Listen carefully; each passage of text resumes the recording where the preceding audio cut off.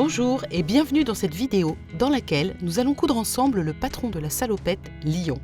Il s'agit d'un patron d'un grand basique de la garde-robe, la salopette.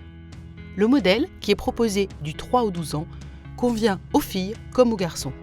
On le proposera bientôt aussi en femmes du 32 au 52 avec des montages tout à fait identiques. Le modèle existe en 3 longueurs, version jambes longues, short ou bermuda qui arrive au-dessus du genou. La coupe est droite avec une ampleur suffisante en enfant pour être normalement enfilée sans ouverture côté. Pour la femme dont le corps présente évidemment plus de galbe que les enfants, avec des hanches marquées et des rondeurs de poitrine, il faudra vérifier que vos mensurations permettent un enfilage sans ouverture. En tout cas, le patron offre les 2 options avec ou sans ouverture côté. L'ouverture côté permet encore plus de praticité, mais est un peu plus technique que le montage sans ouverture côté, qui évidemment permet de gagner du temps en couture et est plus facile à réaliser. Au niveau des bretelles, on propose 2 options de montage. D'abord, la version classique avec des bretelles réglables par boucle coulissante et boucle d'attache de salopette. Ce matériel est disponible en mercerie ou sur notre site en ligne. Et on utilise des boutons de jean. L'autre option est une bretelle ajustable par bouton en multiposition, c'est-à-dire avec 2 boutons pour régler la longueur de bretelle et ajuster si vous souhaitez mettre un petit pull sous la salopette. Enfin, on peut utiliser des bretelles dans la matière ou en sangle du commerce. Au niveau des poches, vous avez des poches à l'italienne devant, une poche sur la bavette devant, des poches plaquées au dos et en option pour la version longue, une manche marteau. Traditionnelle en fait sur les salopettes dans un esprit bleu de travail. Le patron prévoit aussi une fausse ou une vraie braguette zippée. La braguette est éventuellement à envisager pour les garçons en option et plutôt pour ceux qui sont autonomes pour aller aux toilettes. En fille ou en femme, franchement, c'est pas la peine de la faire, vous gagnerez du temps. Enfin, pour obtenir de belles finitions, nous proposons une doublure complète de la bavette devant et dos et de la ceinture. Le niveau de couture est intermédiaire. Vous avez pas mal d'étapes à réaliser, ce qui rend le montage de la salopette un peu long. Il existe bien sûr des options faciles qui vous feront gagner du temps. Par exemple, la fausse braguette et les côtés de jambes sans ouverture. Globalement, vous apprendrez avec ce patron à monter des bretelles ajustables, des poches, monter une doublure partielle, une ceinture, des jambes et en option, des pattes d'ouverture côté et une braguette zippée.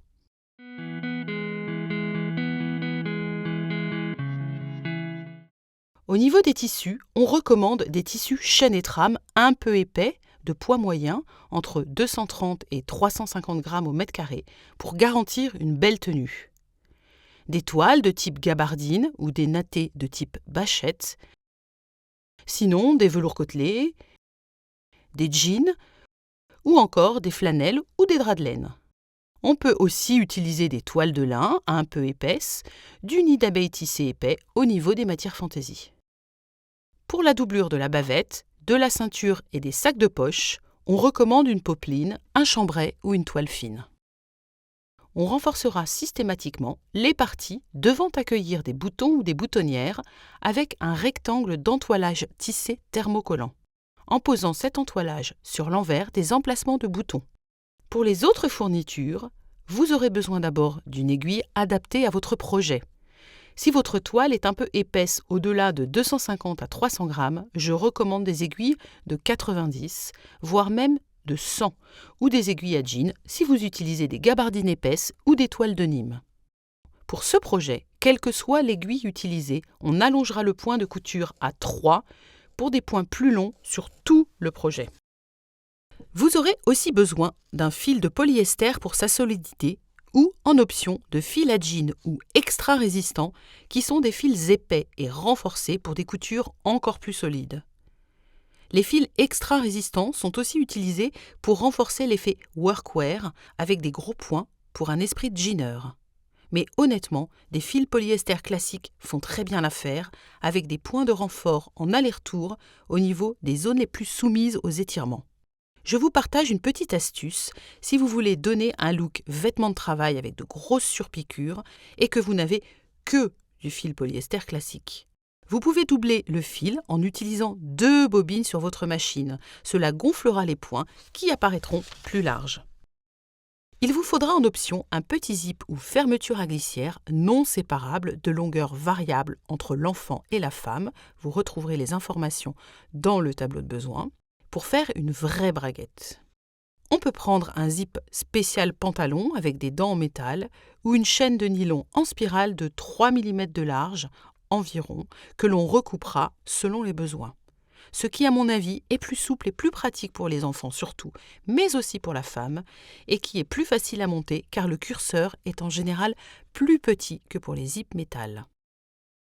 En tout cas, dans le cas d'un zip à recouper, c'est hyper simple. On coupera alors 2 cm de plus à chaque côté, soit par exemple 14 cm pour un zip souhaité de 10 cm. Et on fera quelques points d'arrêt en travers pour arrêter le curseur en haut et en bas à 2 cm de chaque extrémité. Puis, on découpe la chaîne spirale aux extrémités avec un découseur et on recoupe la chaîne à ras des points de couture. Par ailleurs, si vous optez pour des bretelles par boucle, il vous faudra des boucles de salopette, 2 boucles coulissantes, boucles qu'il faudra adapter en largeur à la largeur de vos bretelles. Soit par exemple, pour une bretelle de 4 cm, il vous faudra prendre des boucles de 3,5 à 4 cm de large, ce qui fera très bien l'affaire.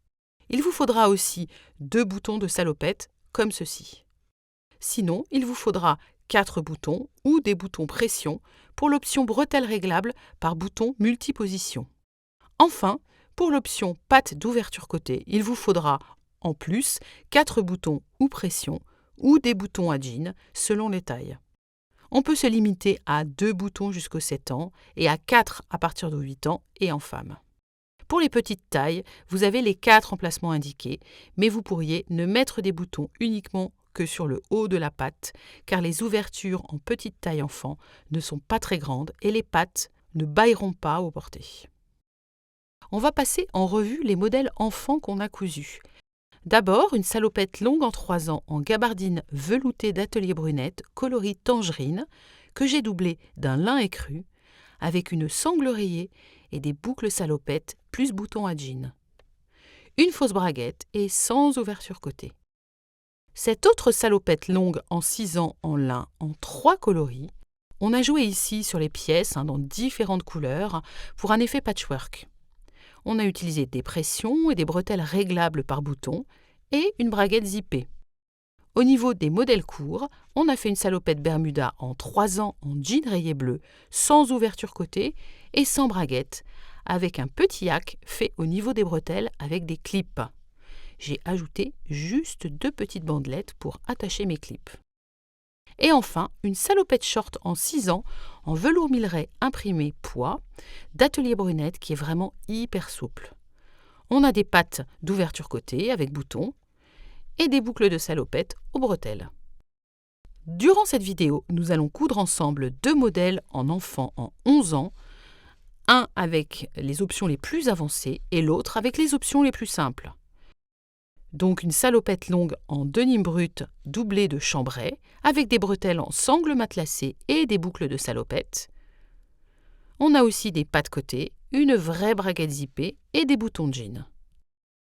On va réaliser aussi la couture d'une salopette courte short en denim rayé vert et blanc, doublée d'une toile imprimée façon toile de Jouy, avec des bretelles dans le tissu réglable, par bouton pression et sans ouverture côté.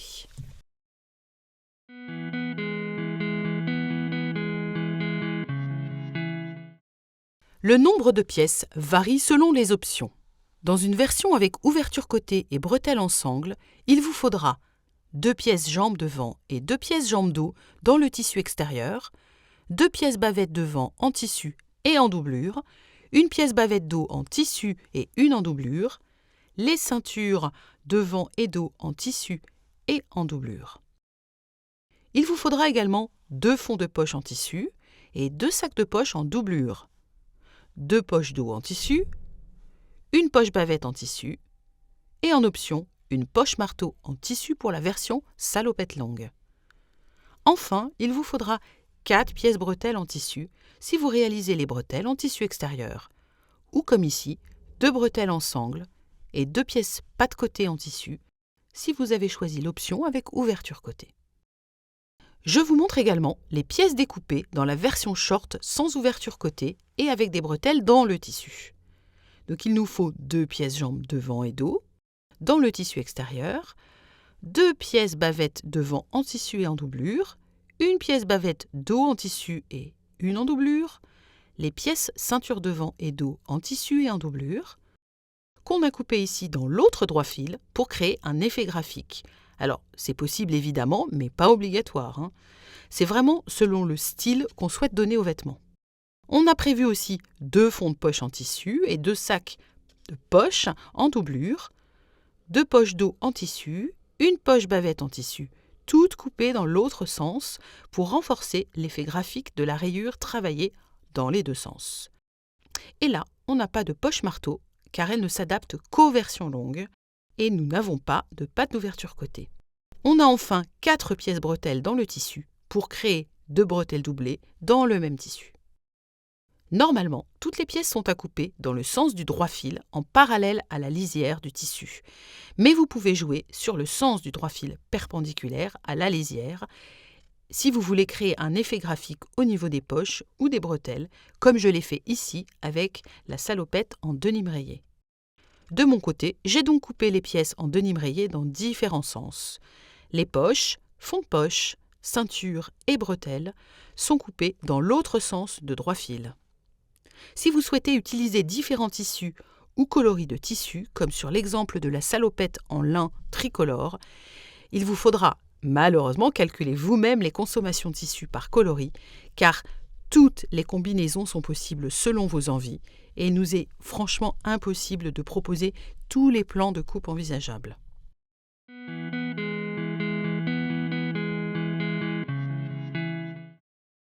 Avant de se lancer dans la couture, on va commencer par la préparation des pièces et notamment l'entoilage. On commence par les emplacements des boutons et des boutonnières qu'on va entoiler sur l'envers du tissu extérieur par de petits rectangles ou de petits carrés.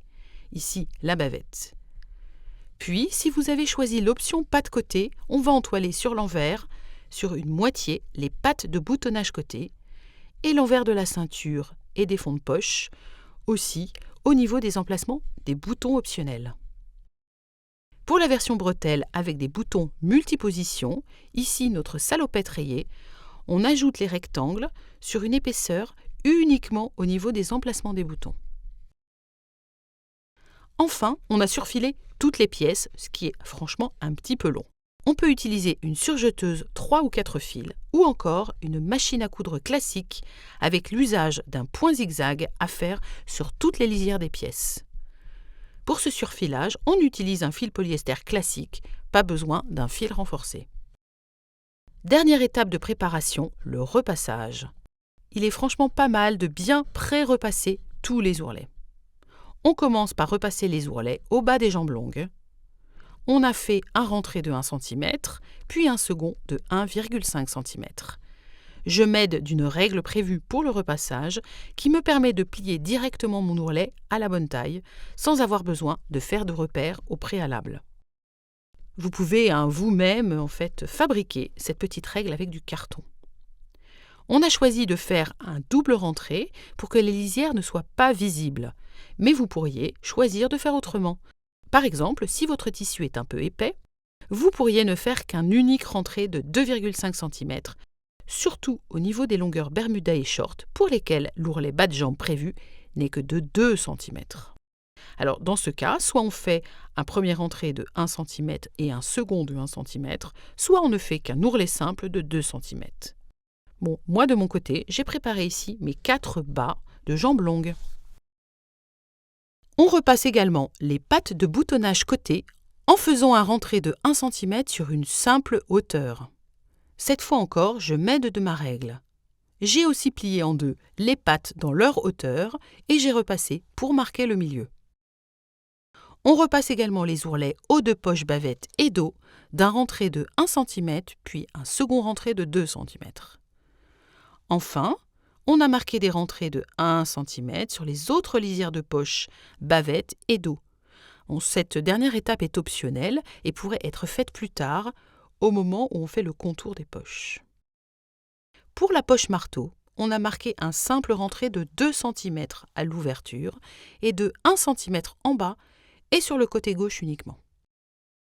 Pour l'option bretelle en tissu extérieur, on a repassé un rentré de 1 cm sur une hauteur de chaque pièce bretelle, une fois d'un côté et en symétrie sur l'autre côté de la même bretelle.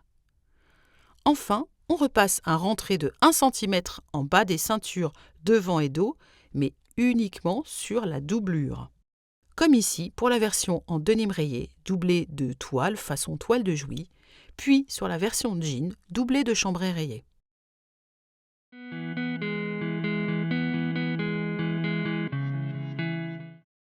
On démarre en alignant endroit contre endroit les deux parties de la bavette devant en tissu extérieur.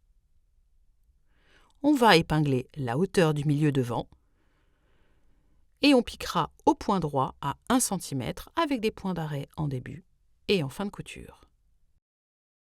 Voilà qui est fait, on a ouvert la couture au fer à repasser et on a surpiqué en option de chaque côté de la piqûre, ce que j'ai déjà fait moi ici.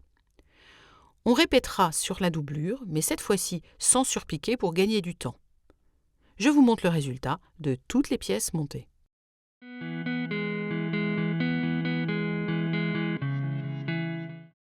On commence la pose des poches avec celle de la bavette.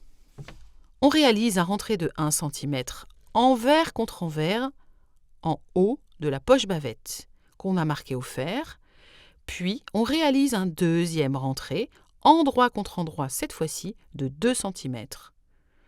On épingle pour tenir en place et on va piquer les côtés dans la marge de couture. Je vous montre le résultat. On va maintenant dégarnir les angles et les surépaisseurs. Puis je vais retourner le rentré envers contre envers pour positionner l'ourlet de haut de poche en marquant les coins avec une pointe.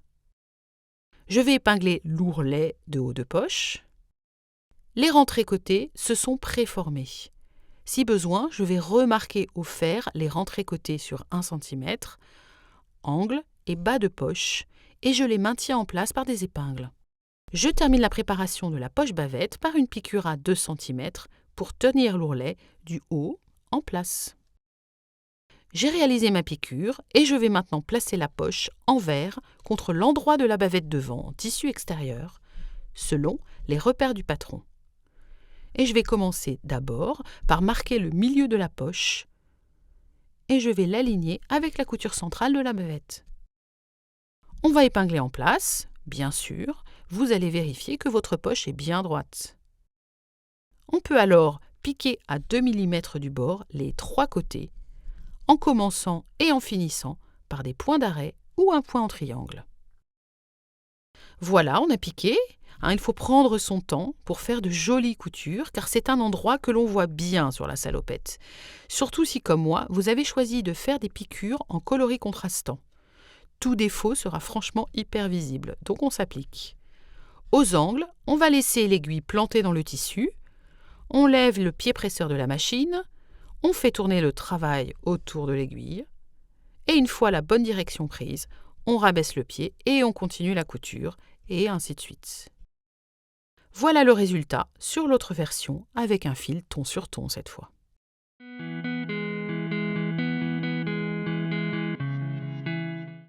Pour la version jambe longue uniquement, je vais ensuite poser la poche marteau, qui est en option.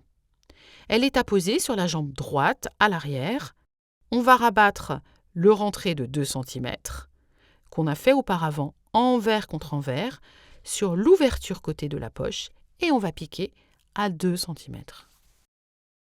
Une fois l'ourlet en biais piqué, je positionne la poche marteau selon les repères côté de la jambe droite arrière, donc la jambe droite dos. Les lisières côtés vont s'aligner. La lisière haute est à plat et les deux autres lisières du bas et de la hauteur sont marquées d'un rentré de 1 cm. On va épingler pour tenir en place et on piquera à 2 mm les 4 côtés dans la marge de couture pour le premier côté en laissant l'ouverture libre.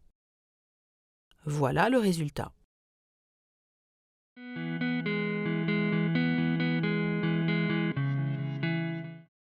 On s'attaque maintenant aux poches dos. Comme pour la poche bavette, on va rabattre le rentré de 1 cm, envers contre envers, du haut d'une poche dos.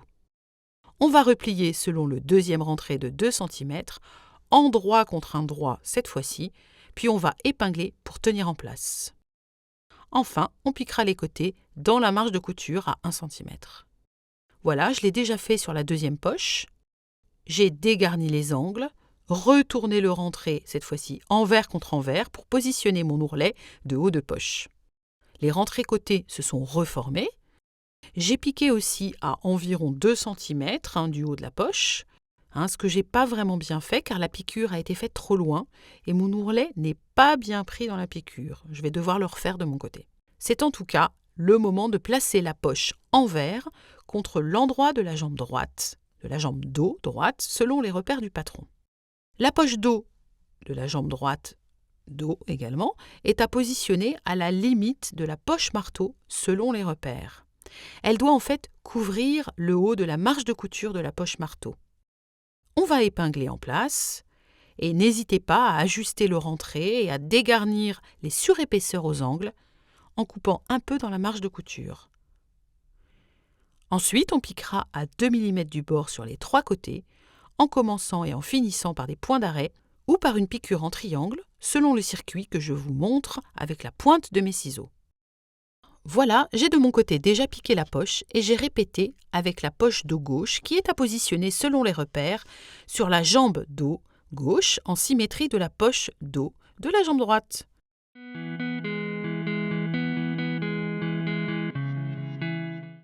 Posons maintenant les poches devant. Endroit contre endroit, on va positionner le sac de poche en doublure sur la jambe devant. On va épingler l'entrée de poche et on piquera à 1 cm au point droit. Ce que j'ai déjà fait de mon côté sur l'autre poche en symétrie. On va maintenant écarter le sac de poche, coucher au fer la marge de couture sous le sac de poche, puis on va rabattre envers contre envers et repasser de nouveau pour que le sac de poche ne soit pas visible à la lisière. J'épingle et enfin, je vais surpiquer à 2 mm à travers les épaisseurs. Cela va nous permettre de tenir en place le sac de poche sans le voir apparaître en lisière de l'entrée de poche. On aurait pu à la place sous-piquer la marge de couture et la doublure uniquement, mais sur un projet comme la salopette, j'avoue que j'aime mieux voir la surpiqûre sur un vêtement avec un esprit bleu de travail. De plus, la surpiqûre sur le tissu extérieur permet d'éviter que l'ouverture de poche, coupée dans le biais, ne se déforme à l'usage. Voilà le résultat, on va désormais positionner endroit contre endroit le sac de poche en doublure et le fond de poche en tissu extérieur. Et je vais épingler leur pourtour sur la partie droite, puis la partie courbe. On va ensuite tenir en place par une piqûre sur le pourtour au point droit à 1 cm du bord, ce que j'ai déjà fait sur l'autre poche.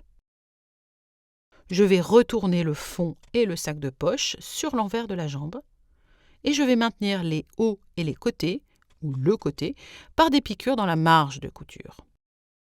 Il y a parfois un petit décalage qui se forme du fait des épaisseurs.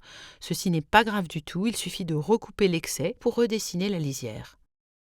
Bien sûr, de votre côté, vous allez répéter sur l'autre jambe en symétrie et je vous montre le résultat sur les deux versions.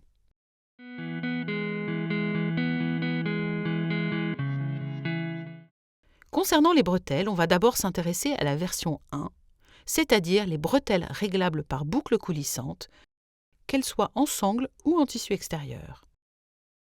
On va démarrer en épinglant endroit contre endroit 2 pièces bretelles ensemble par la longueur sur laquelle nous n'avions pas formé de rentrée. On va ensuite piquer cette longueur uniquement. On a piqué et on va retourner le travail envers contre envers en commençant par coucher la marge de couture sous une partie de la bretelle, puis en repliant les 2 parties envers contre envers, que l'on repasse soigneusement et enfin on va faire s'aligner les rentrées sur la longueur opposée. On va les tenir par des épingles au fur et à mesure. On repasse de nouveau pour bien marquer les rentrées et on finira en surpiquant à 2 mm du bord pour former la bretelle et on répétera sur l'autre bretelle. On va maintenant insérer les boucles de salopette pour former des bretelles réglables. On va enfiler l'extrémité, celle qui est coupée droite, pas celle qui est coupée en biais. On va donc enfiler l'extrémité droite de la bretelle dans la boucle coulissante. On va rabattre sous la boucle à 3-4 cm, puis on va piquer pour tenir en place à 3-4 cm environ par des points zigzags en aller-retour. On procède de la même manière pour une sangle. On a piqué nos 2 exemples. On va maintenant passer l'autre extrémité, donc cette fois-ci celle qui est coupée en biais de la bretelle, dans la boucle de salopette par l'intérieur pour ressortir vers l'extérieur. Puis je vais repasser la bretelle dans la boucle coulissante par en dessous d'abord, puis je vais passer par-dessus la barre coulissante et enfin je vais ressortir par en dessous de nouveau. Je vous remontre avec la sangle matelassée cette fois. Ma sangle matelassée est un peu épaisse, donc j'ai un petit peu plus de mal à passer, mais cela se fait bien quand même.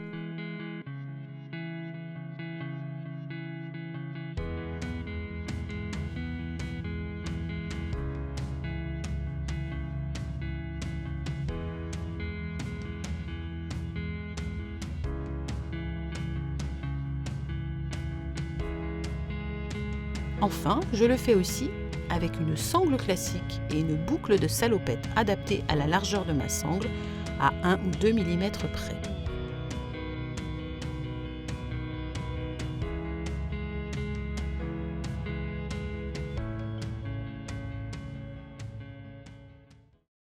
J'ai répété sur l'autre bretelle en symétrie et de mon côté, je vous invite vraiment à bien vérifier au moment d'enfiler la deuxième boucle de réglage que vous l'avez fait en symétrie, car l'extrémité en biais de chaque bretelle a son importance.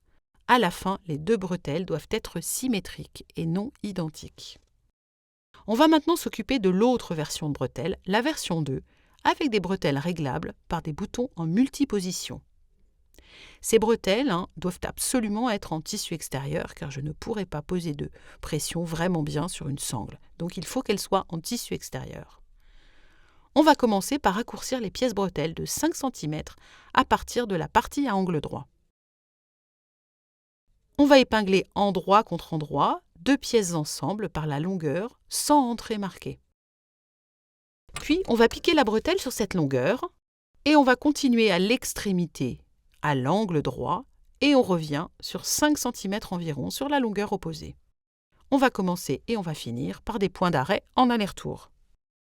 On va dégarnir les angles, marquer les coins comme je vous le montre ici, puis je vais retourner envers contre envers, remarquer de nouveau les coins avec une pointe et repasser soigneusement. Enfin, on fera s'aligner les rentrées sur la longueur opposée en s'aidant du fer à repasser en option. Je vais maintenir en place par des épingles et je vais surpiquer tout le long à 2 mm pour former la bretelle. Ce que j'ai déjà fait de mon côté sur l'autre bretelle. De votre côté, vous répéterez évidemment sur la bretelle opposée. Pour toutes les versions, je vais positionner les bretelles d'eau, la partie en biais de la bretelle, endroit contre endroit de la bavette d'eau en tissu extérieur. La pointe de l'extrémité de la bretelle en biais devra se trouver au centre de la bavette d'eau. On va épingler, puis on répétera avec l'autre bretelle en symétrie et on piquera dans la marge de couture au point droit. Alors voilà, c'est piqué, on va rabattre sur le centre de la bavette d'eau les bretelles et on va les tenir éventuellement épinglées pour qu'elles ne nous gênent pas lors de la pose de la doublure.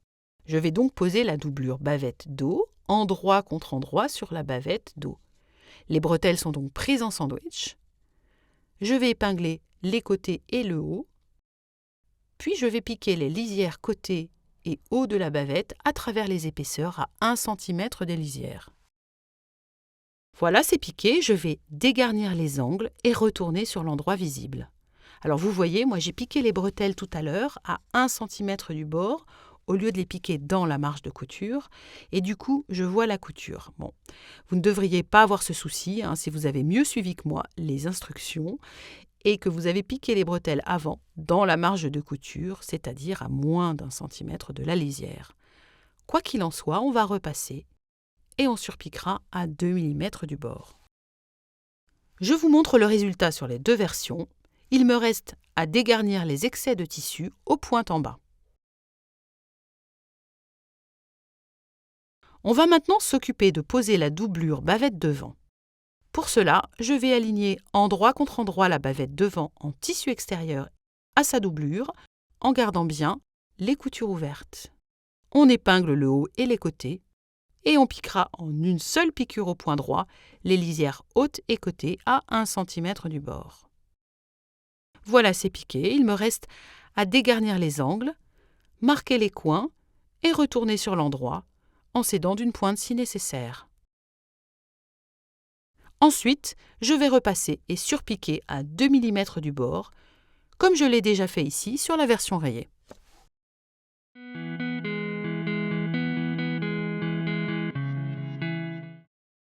On va commencer à monter les jambes en assemblant les fourches dos ensemble. On aligne d'abord endroit contre endroit les fourches dos, autrement appelées montants de jambes. On épingle et on piquera 1 cm, ce que j'ai déjà fait ici sur la version rayée. On va alors ouvrir les coutures au fer et en option, on va surpiquer les marges de chaque côté de la couture. Cela renforce la piqûre et donne un look un peu vêtement de travail à votre salopette. Je vous montre aussi le résultat sur la version jean que j'ai faite entre-temps. Pour la version fausse braguette, je vais assembler les fourches devant ensemble, endroit contre endroit, en épinglant d'abord les lisières ensemble. Puis, en marquant la ligne de couture au stylo textile au niveau de la braguette. Il y a un repère, mais en gros, il faut marquer une ligne droite qui démarre à 1 cm de la lisière de l'arrondi, commençant en bas de la fausse braguette, et qui remonte jusqu'en haut de la jambe. On va ensuite cranter dans la marge de couture en bas de la braguette et rabattre les deux languettes sous la jambe gauche pour les filles ou sous la jambe droite en garçon. On ouvrira après les marges de couture au bas de la fourche, mais en attendant, on va épingler la fausse braguette. Puis je vais marquer au stylo textile une ligne courbée le long et en bas de la braguette. Cela se fait un peu au ressenti, mais l'idée est d'avoir une forme de braguette dessinée qui va prendre dans une surpiqûre les fausses languettes épinglées sous la jambe.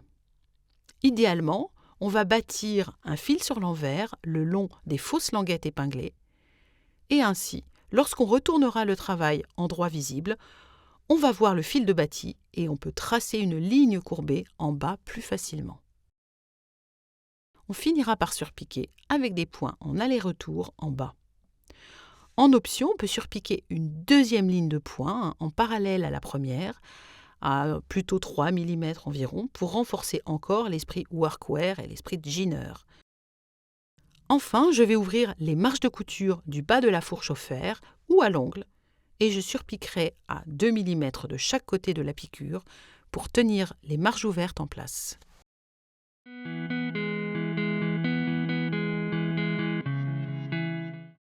Pour la version vraie braguette zippée, j'ai avancé, mais je vous explique déjà ce que j'ai fait.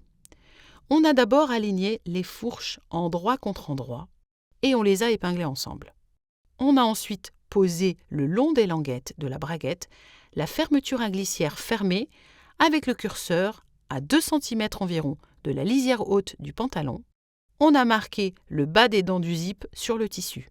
On avait enfin déjà piqué au point droit à 1 cm du bord des fourches devant, du bas, jusqu'au repère fait qui correspond au bas des dents du zip. On a marqué le début et la fin par un point d'arrêt. On va prolonger la ligne de piqûre avec un stylo textile, alors un peu plus droit que moi sur cette vidéo. On va faufiler avec un point à la main ou à la machine, dans ce cas-là prendre un point de longueur 5 sans faire de point d'arrêt en début ou en fin de couture, depuis le repère jusqu'en haut de la fourche devant. On va ouvrir la couture faux fil au fer à repasser, puis les marges de couture en bas de la fourche. On va placer l'endroit du zip sur les languettes de la braguette en alignant les dents du zip à la couture faux fil faite. Le curseur doit être à environ 2 cm du haut du pantalon. On va épingler un côté de tresse à la languette sur laquelle ce côté de la tresse est placé, sans prendre la jambe devant dans l'épinglage. Je vais, pour m'aider, dégager le travail en tenant d'une main la languette et le côté de la tresse du zip. À l'aide d'un pied presseur spécial fermeture à glissière, je vais piquer au point droit, avec une longueur de point 2,5 environ, à 3 mm du bord extérieur de la tresse, à travers les 2 épaisseurs, avec des points d'arrêt en début et en fin de piqûre. Au moment où vous arrivez au niveau du curseur, on va planter l'aiguille dans le tissu, soulever le pied presseur, déplacer le curseur vers l'arrière du travail, puis rabaisser le pied presseur et continuer sa piqûre. Voilà, c'est piqué. On va rabattre la fermeture à glissière envers contre la languette et on va surpiquer à 5 mm des dents du zip en utilisant là encore le pied presseur spécial fermeture à glissière. On va rabattre la languette et le zip cousus ensemble sur l'autre languette. Je vais écarter la première languette pour dégager le travail et épingler cette fois l'autre tresse du zip sur la deuxième languette, bien à plat, sans prendre la jambe devant dans l'épinglage. Je vais évidemment dégager de nouveau le travail pour pouvoir piquer ensemble la tresse et la deuxième languette. On va maintenant rabattre les 2 languettes du côté souhaité. Puis, je vais surpiquer la braguette en dessinant avec un stylo textile une braguette sur l'endroit. Ou là encore, je peux passer un fil de bâti sur l'envers en prenant les lisières de la languette dans la piqûre bâtie.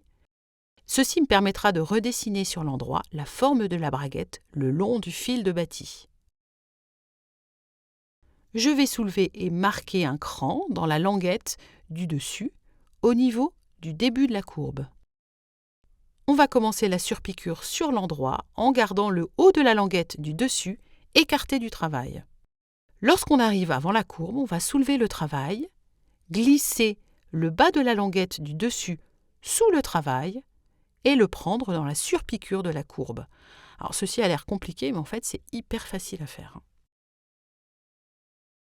Je vais piquer la courbe en avançant doucement pour réaliser une jolie forme. Je vais finir par des points d'arrêt en aller-retour. On peut en option réaliser une deuxième surpiqûre de braguette parallèle à la première et je conseille alors de la dessiner au stylo textile avant de piquer. Personnellement, je n'avais pas dessiné au stylo la courbe avant et évidemment mes courbes n'étaient pas belles au final et elles n'étaient pas du tout parallèles, donc j'ai dû m'y reprendre à 2 fois. On va ôter le faux fil le long de la braguette avec un découvite. Voilà, votre braguette est faite.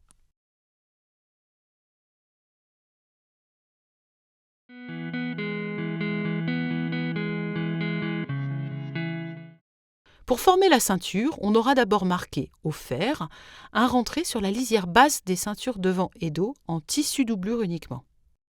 On marque les milieux des ceintures. Le patron donne des repères, mais par habitude, moi je replie toujours en 2 mes pièces pour marquer les milieux avec une épingle. Je vais maintenant aligner endroit contre endroit le haut de la ceinture devant en tissu principal avec le bas de la bavette devant en tissu extérieur. Et je vais commencer par les repères milieux. Je vais épingler et je continue à épingler au fur et à mesure. Je ne vais pas encore piquer. Je vais aligner endroit contre endroit maintenant la doublure de la ceinture devant avec la doublure de la bavette en commençant là aussi par les milieux. On va repositionner les épingles à travers les épaisseurs, doublure et tissu. La bavette est donc prise en sandwich entre la ceinture en tissu et la ceinture en doublure. Il me reste à piquer le long à travers les 4 épaisseurs. La ceinture va dépasser aux extrémités du bas de la bavette. On repasse bien la ceinture vers le bas. On répète avec le dos. J'aligne donc endroit contre endroit la ceinture dos en tissu principal à la bavette dos. Je commence par le milieu, j'épingle, puis je fais de même avec la doublure que je vais aligner et épingler endroit contre endroit de la doublure bavette. Il me reste à piquer à 1 cm tout le long et je laisse en attente. On va aligner endroit contre endroit la ceinture devant en tissu uniquement, en écartant la doublure, avec le haut du pantalon devant. On va caler les milieux d'abord, on va épingler tout le long et on va piquer à 1 cm. Voilà, on a piqué, je vous montre le résultat. Je vais répéter avec la ceinture dos et le pantalon dos en alignant, épinglant et piquant la ceinture dos en tissu principal au pantalon dos. Je vous montre aussi le résultat avec l'autre version rayée et doublée en imprimé.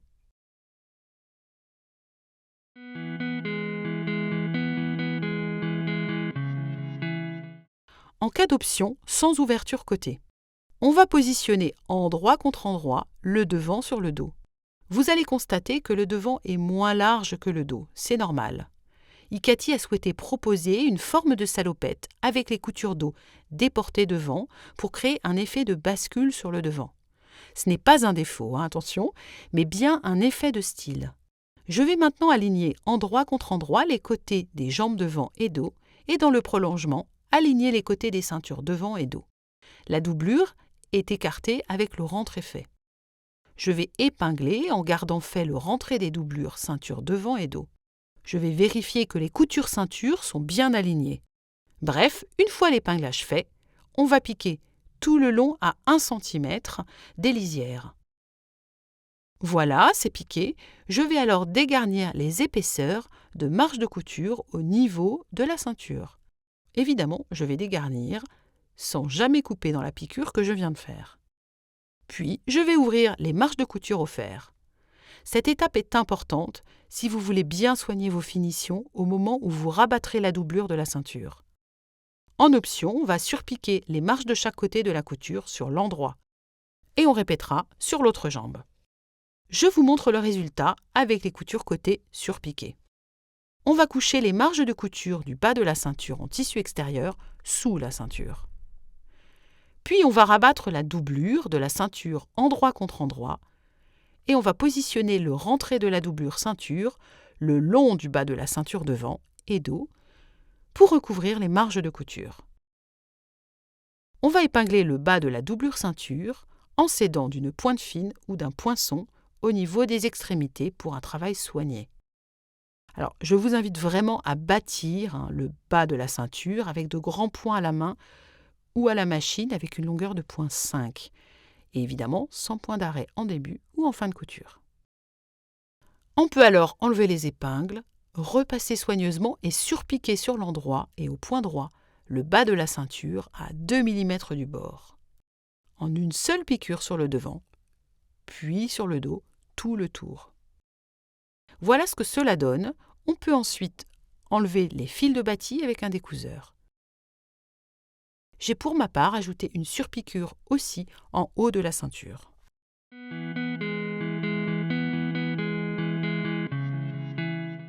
En cas d'option avec ouverture côté, pour le devant, on va retourner la doublure de la ceinture et l'aligner endroit contre endroit au niveau des extrémités de la ceinture, tissu contre la doublure. Et on va piquer les extrémités ensemble à 1 cm au bout. Et ainsi, je vais fermer les côtés de la ceinture. Je vais dégarnir l'angle haut de la ceinture, puis je vais rabattre envers contre envers et repasser de chaque côté. On va reformer le rentré du bas de la doublure ceinture, qui va venir recouvrir les marges de couture jambes devant et ceinture qui auront été couchées vers la ceinture. Au niveau des côtés, je vais dégarnir les éventuelles surépaisseurs. Puis, je vais épingler. J'avais oublié de vous dire, mais j'ai, avant de faire ceci, repassé ma ceinture et surpiqué le haut de la ceinture pour un meilleur positionnement des doublures. Donc, je vais donc finir mon épinglage du bas de la doublure.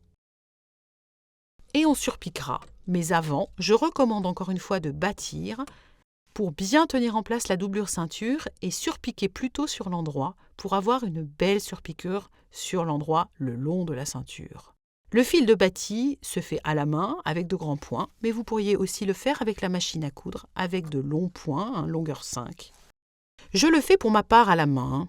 Quand j'ai terminé le bâti, je peux surpiquer sur l'endroit avec des points de longueur 3, comme pour toutes les coutures d'assemblage de ce vêtement. Voilà qui est surpiqué, il ne me reste qu'à retirer les fils de bâti avec un découseur. Occupons-nous maintenant du dos. On a marqué un rentré de 1 cm sur une hauteur de la patte côté. Je vais aligner la lisière de la hauteur opposée de la patte côté, endroit contre endroit, le long du côté haut de la jambe dos et de la ceinture dos. Le repère de la patte doit s'aligner avec le bas de la ceinture. Le haut de la patte doit dépasser de 1 cm en haut de la ceinture. On va piquer le long de la hauteur à 1 cm la patte et la jambe plus ceinture. La doublure ceinture est donc prise dans la couture. J'ai piqué, mais j'aurais dû piquer jusqu'en bas de la patte alors que je me suis arrêtée ici un peu avant. Bref, je vais maintenant replier en deux, endroit contre endroit, la patte sur elle-même dans sa hauteur. Cela va déformer un peu votre travail, car on va devoir écarter la patte côté de la jambe, endroit visible, et la replier sur elle-même en fait. Pour aligner ensemble les lisières hautes de la patte, rentrée de la longueur fait. On a piqué cette lisière haute à 1 cm, c'est-à-dire en fait à ras du haut de la ceinture. On va dégarnir les angles et on va retourner la patte envers contre envers. Endroit visible donc, pour former la patte qui est au final en double épaisseur.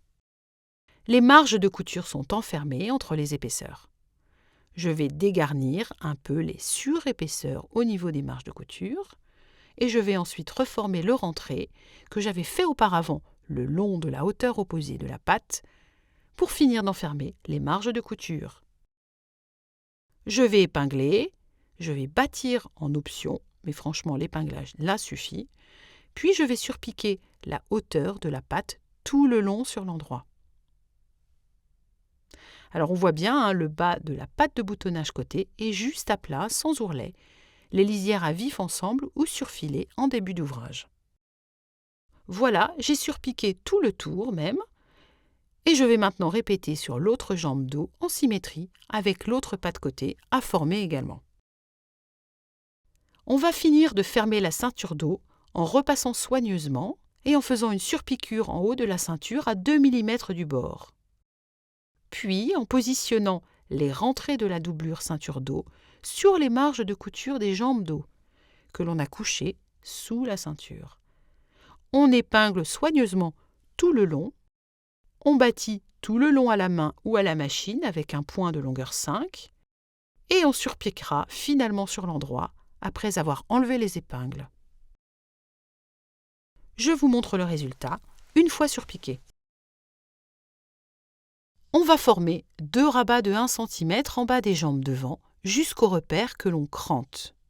Puis, on piquera à 9 mm du bord. On répète en symétrie sur l'autre côté, ce que j'ai déjà fait pour ma part. Il reste à assembler les côtés des jambes devant et dos ensemble, endroit contre endroit. Je vais aligner donc endroit contre endroit un côté de jambe devant et de jambe dos. Je vais épingler jusqu'au repère à environ 2 à 2,5 cm en bas de la patte, qui ne sera prise donc qu'à ce niveau dans la couture. Puis on piquera 1 cm tout le long du bas jusqu'au repère. Alors on peut en option ouvrir les coutures au fer et surpiquer de chaque côté de la couture. Voilà, on a piqué, on va cranter dans la marge au niveau du bas de la patte de boutonnage côté et on va ouvrir les coutures au fer. En option, on surpiquera de chaque côté de la couture. Voilà qui est surpiqué. J'ai même prolongé ma surpiqûre à cheval de la piqûre en haut pour former un angle droit, puis un autre, et j'ai continué ma surpiqûre de l'autre côté. Je vais épingler ensemble le bas de la patte côté que j'ai rabattu sur la jambe devant et la jambe devant, et je vais former une surpiqûre perpendiculaire à la piqûre côté sur toute la largeur de la patte. Ainsi, je fixe le bas de la patte à la jambe devant. Voilà, je l'ai déjà fait de mon côté, mais bien entendu de votre côté, il va falloir répéter en symétrie sur l'autre jambe. Il reste encore à fermer les jambes intérieures ou entrejambes en commençant par aligner endroit contre endroit les extrémités des fourches devant et dos. On va épingler, puis on va continuer l'épinglage tout le long de l'entrejambe. On va finir par une piqûre à 1 cm du bord, tout le long, et on ouvrira, bien entendu, les marges de couture au fer.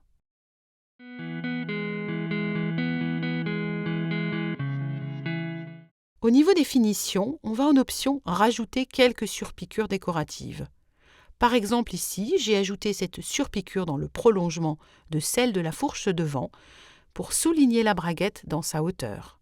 Mais cela n'est pas du tout nécessaire, c'est juste esthétique. De même, j'ai finalement ajouté une deuxième surpiqûre le long de la première à la braguette. On va reformer et piquer les ourlets bas de jambe. Pour le pantalon, on a repassé 2 rentrées, d'abord de 1 puis de 1,5 cm. On va épingler et je vais piquer à environ 1,3-1,5 cm. Pour les versions short et bermuda, les valeurs d'ourlet font 2 cm. On peut soit faire un simple ourlet de 2 cm et le piquer à environ 1,8 cm, ou faire 2 rentrées de 1 cm chacun et piquer à 0,9 cm. Pour l'option bouton de jean, on a réalisé les boutonnières selon les repères des ouvertures côté des jambes devant, si vous avez évidemment des ouvertures côté. On va coudre les boutons en vis-à-vis sur la patte d'ouverture côté dos. On va recouper en option à ras de la boutonnière le morceau d'entoilage de renfort pour qu'il ne se voie plus. Ensuite, on va fixer les boutons à jean en pré-perçant aux emplacements, puis en fixant les boutons avec le matériel recommandé par le fournisseur de vos boutons. En général, on utilise un petit marteau et un morceau de bois pour éviter les marques sur votre table ou sur votre sol. Je fais de même au niveau des boutons de la bavette que je fixe après avoir marqué et pré-percé des trous.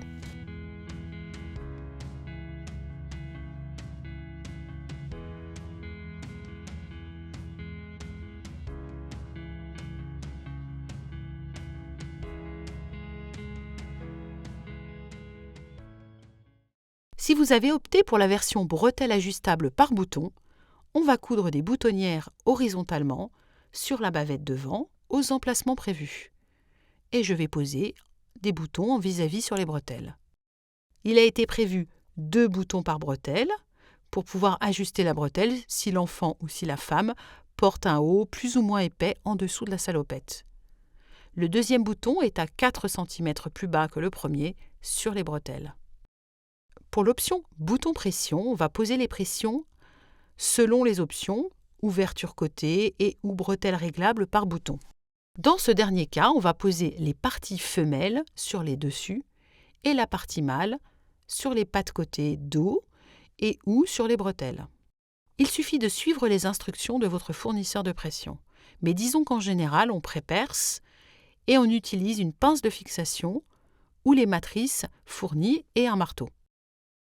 Il est souvent possible de faire poser des boutons pression ou à jean chez son cordonnier, mais il faut évidemment se renseigner avant auprès de lui s'il propose ce service. Et bien voilà, votre salopette lion est terminée. On espère que vous aussi, vous serez content de votre réalisation.